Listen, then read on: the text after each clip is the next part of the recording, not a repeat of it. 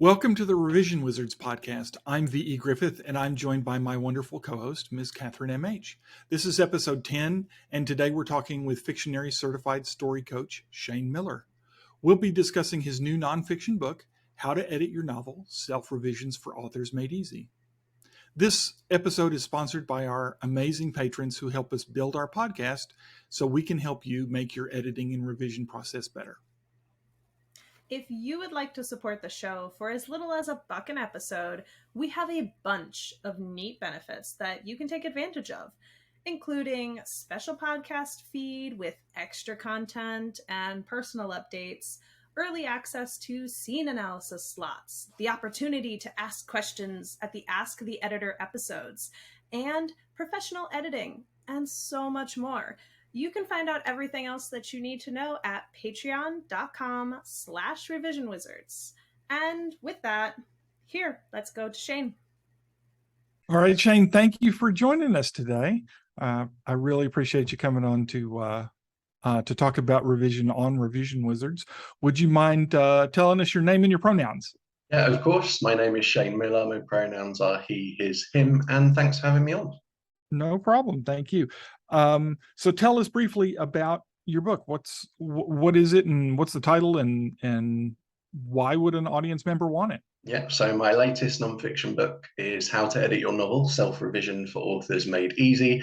And what I've tried to do is break down the editing process step by step so that when somebody reads it, they will go through the exercises. It takes them all the way through developmental editing, down to copy editing and proofreading, and then also working with professional editors as well, and what a writer can expect from that. So I'm trying to give a real high-level overview of everything that a writer needs to do to prep their manuscript for success. Great. Okay. What was the idea that brought you to the need for this book? Yeah, so this is the book that I wish I'd had when I'd first started out, because you're writers as well, so you know as well as I do that we have shelves and shelves full of craft books, but it can be really hard to narrow down the exact information that you need at the right time. And some craft books have loads of different aspects of the process in, so there'll be a little bit about editing, a little bit about drafting, a little bit about productivity, but I really wanted to nail it down, because I think not only is editing one of the most crucial stages of the process, because no editor really wants to wade through pages and pages of first draft material, but it's also my favorite thing to do. So unlike most writers, because I write as well, I'm not a fan of the draft process particularly, but I do enjoy sculpting and refining once the drafting is done. Ooh, that's a little different. It is, yeah. So I'm told. Yes. And why are you the right person to write it? Is it just your experience, or is there something else? So I am a Fictionary Certified Story Coach editor. I trained under Christina Stanley in developmental editing. Parts of the process I've adapted from the Fictionary method, and parts of the process I've used myself. So I am an active editor. I do client work for people. Okay. Tell us about your process briefly. Yeah, sure. So when I look at developmental edits, because that's really where I'm at in terms of client work, I will edit scene by scene, read the book through first so that I get a good global idea of the story, tackle each scene, and I will look at three main areas, which are character, plot, and setting. Within character, that can be things like the character arc. So is the character achieving every goal they're set? Are they failing? How is that making them grow as a person? For plot, I'll look at things like scene hooks, opening hooks, ending hooks, character goals in terms of external goals for the plot. And then for setting, I mainly look at the senses, because I feel like the 5 senses are really important where setting is concerned. So I like to make sure that writers are using enough of the sight, sound, smell, taste, touch, and using it in such a way that enhances the reader without overwhelming them. But that's what I look at when I edit. And then in terms of my process, like I said, I edit scene by scene. So I'll go through each scene and make sure that all the elements that a writer should have, so like I said, opening hooks, senses, character goals, they are in each scene. And if they're not, then I will point that out. But I will also point out the good stuff as well, because I feel that's really important. I've had some interesting experiences with editors in the past where you don't necessarily get that good feedback. You just get the red pen and the do this, you need to do this, or very vague comments, and that's not helpful either. So when I prepare a summary report or a manuscript critique for a client, I will try and make it as detailed as possible, and break it down into subsections with each of the elements that I'm talking about, so that they know exactly what they need to do to fix that one thing. And I'll reference specific scenes where possible, but also I will say what's good. So I had a client recently who was excellent at handling conflict and tension throughout the whole manuscript. And as we all know, that can be something that newer writers struggle with. So that was a nice surprise, and I made sure to point that out to them throughout the summary report. Nice. That's great, because I love when editors do that too. I'm one of those who definitely wants the red lines all over, but would love a smiley face every now and then to break up that, oh, this is so bad. Exactly that. Yeah. And I think it's really hard, especially if it is a first-time author, because you don't want to crush their confidence, which is never good. But at the same time, obviously, you need them to know where they're going to improve. And I never say you must do this. I will say you could consider. Like, I phrase things more softly, especially for the newer writers, just so that they don't quit writing forever. No, we don't want to scare them off, but we do want to help make them better. That's always my approach. Is I want to make you a better writer and help you correct the ongoing issues that you have in an ongoing way, so that the next time you don't have those problems again. Let's have new problems instead of repeating the old ones. Exactly. So since you edit a lot of work, how does editing your own work go for you? Do you find it's easier, or maybe it's a little harder? How does it work? I thought it would be easier being an editor. It's actually harder than it was when I didn't know what techniques I was looking for. So I find now that when I draft, I'm trying to produce much cleaner drafts, but I think that's hampering the drafting process, because I'm in the back of my head, I'm always thinking, oh, I haven't got a character goal here, or I haven't got this, and then I'm trying to add it in as I go. So yeah, it's definitely not easier like I thought it was going to be. I'm feeling called out here. Yes. So as you're drafting and trying not to do that, do you have a method for trying to keep track of what you need to accomplish, or what your I didn't get it in this draft goals are? Yeah, so I am a heavy outliner when I first start, so I try and work out all the foreshadowing and the niggly bits beforehand. I also have a book, How to Plot Your Novel, which is out now, and that outlines my plotting process. But basically, I'm not, for a beginning writer, I would advise just getting the key scenes down. So inciting incident, plot point one, all that stuff. For the more advanced writer, they could look at a scene by scene outline, but I'm not one of these that necessarily believes that plotters are superior to pantsers. I really hate that.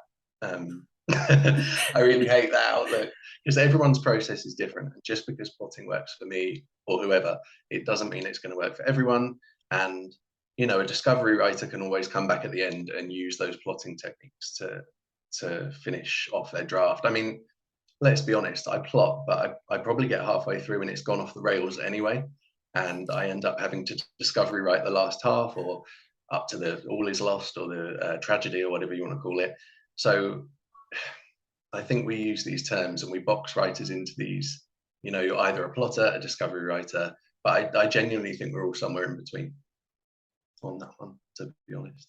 I agree with that. Yeah, there's definitely, I'm mostly a pantser.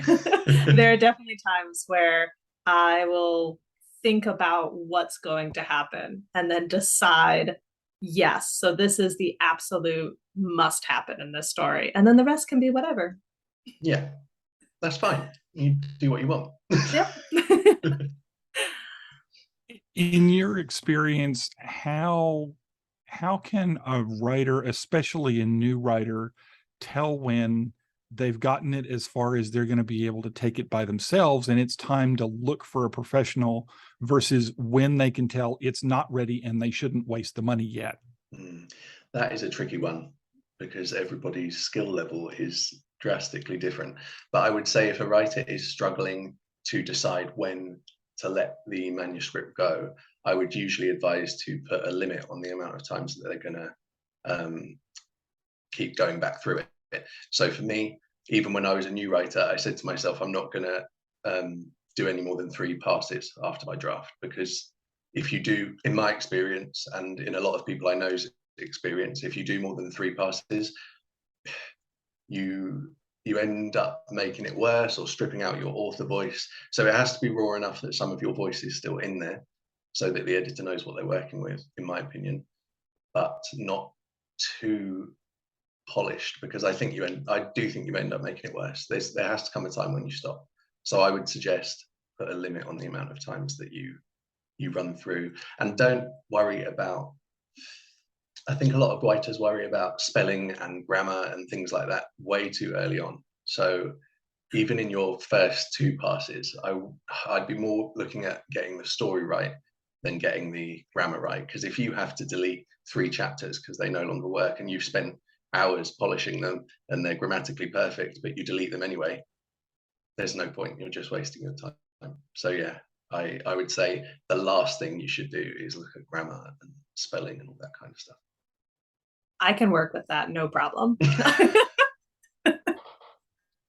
That's the part I hate about editing the most, is that Yeah. section right there. Yep. See, and that's the part that I love. So it's, that's why we're doing this together. We work well as a team Yeah, that's because, good. Miss Catherine has a bunch of skills that I need to develop, and she probably would like to learn a little from me too. Yes. So There you go. That's perfect then. yeah. When you're going through a client's work, how do you keep track of what they need? My experience has been that when I'm going through a manuscript for the first time, I usually wind up reading client manuscripts twice. Um, the first basically is a quick read to get the idea of the story, and then the next one is a deeper look on a scene by scene basis, because I find that if I do the detail first, I lose track of the whole story, and then I miss the larger points that they need to work on because I'm looking at the little bitty stuff. Yeah, no, I agree with that. I always do a read through just as if I'm reading to start with, so that I get the whole story in my head, and then go for the scene by scene, because there's no way you could keep track of any foreshadowing elements and things like that if you try and jump into the detail first. If I'm doing client edit through Fictionary themselves, they have a piece of editing software that all the coaches use, and it lists the 36, I think, Fictionary story elements, and you mark the manuscript based on those. So that's simple. If I'm doing an edit outside of Fictionary, I've kind of adapted my own spreadsheet, and that sounds really geeky, and I'm not a spreadsheet person at all. It took me a long time to kind of get around to this, but I mark it off in sections, so character, plot, setting, and I edit a lot of fantasy. So if I'm doing magic systems, I will have a section for that as well. And then literally in each, I will read the scene after I've done the first read through, and then go down each column of the spread and check the individual elements off so that I don't lose track. That's more for me, because I am the sort of person that if I tried to do it without a system, I'd never do it. I know some editors who just like blindly go in and write notes, and while they're great at it, that wouldn't work for me because I'd forget what I was doing.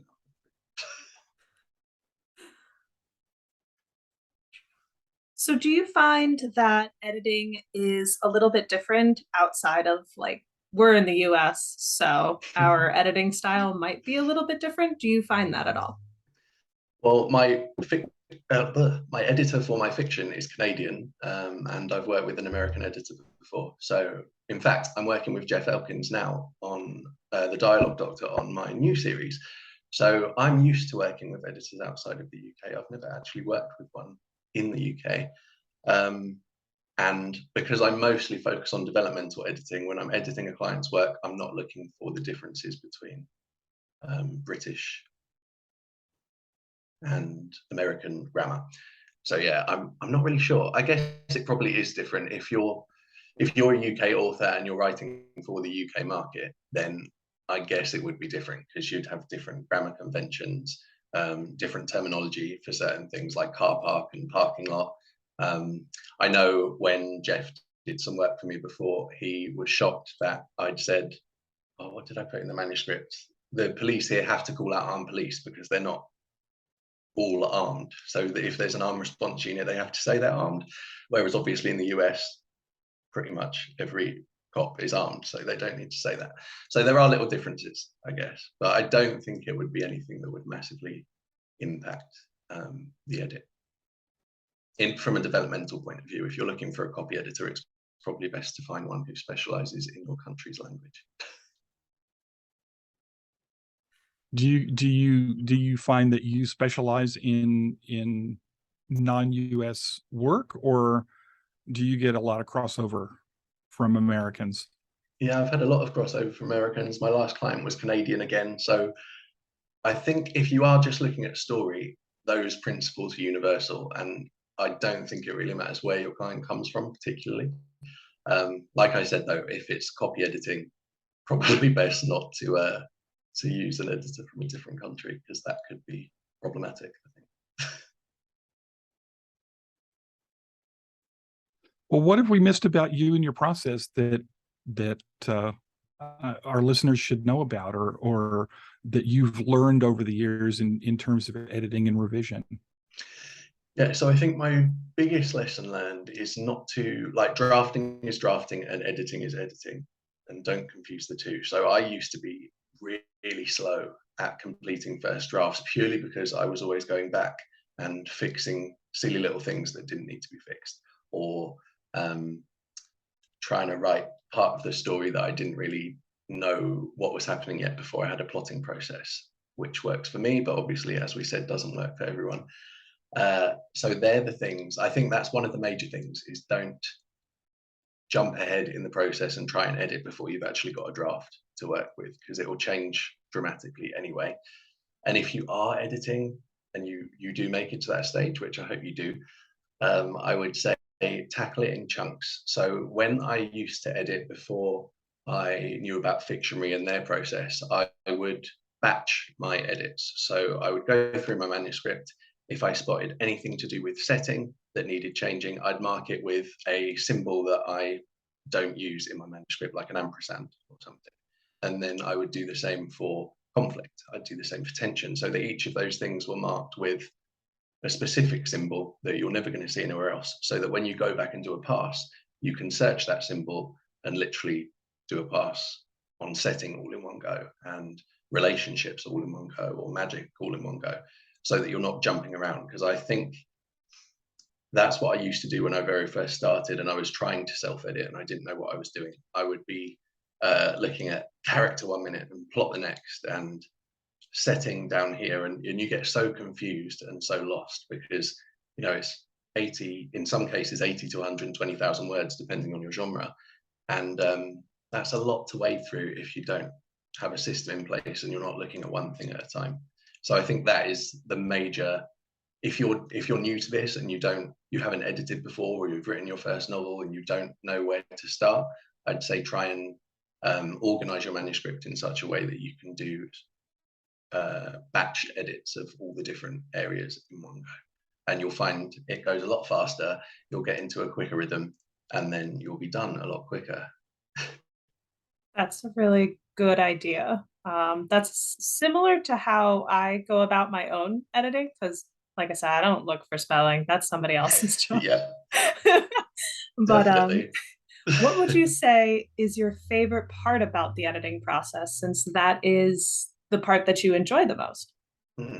Well, in two parts. So my favorite part for me is if I know that I'm sending the best possible work that I can to an editor, then I know that I'm not paying them to do things that I could have done myself. And that can save you a bit of money depending on how the editor works their rates. So that's always helpful. And if I'm editing for a client, my favorite thing, I offer a consultation afterwards so we can go over feedback.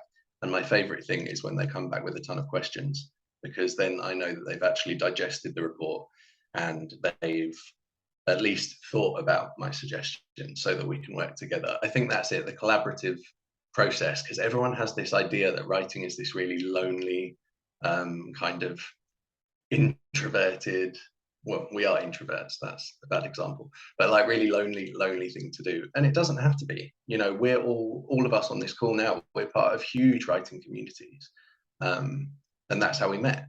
And the more you put yourself out there, the more you're going to have these connections, whether that be with editors or cover designers.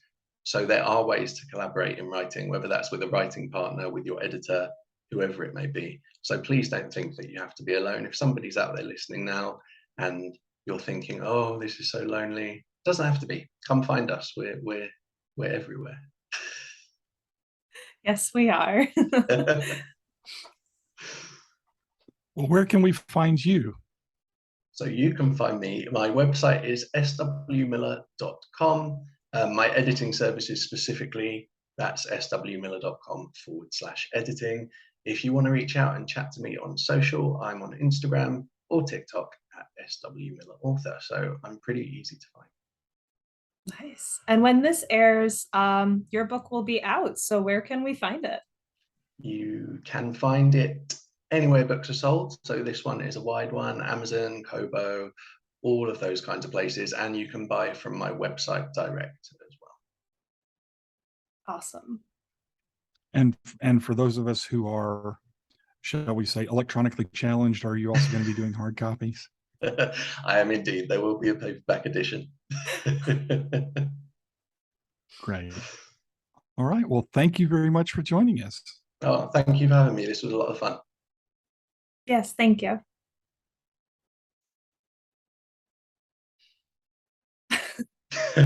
Yay. I'll go hit the stop recording button once I find it. There it is.